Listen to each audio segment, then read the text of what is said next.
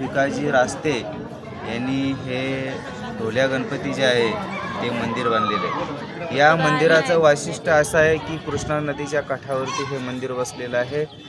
या गणपतीच्या मूर्तीचं एक विशेष माहिती अशी की 10 फूट उंच आणि 8 फूट रुंद अशी एकाच दगडातून कोरलेली ही मूर्ती आहे। या ठिकाणी अतिशय निसर्गरम्य असं वातावरण आहे। भक्तांची दररोज ये जा होत असते आणि नदीच्या काठावर हे मंदिर असल्या कारणाने आपल्याला खूप म्हणजे आकर्षित होतं हे मंदिर।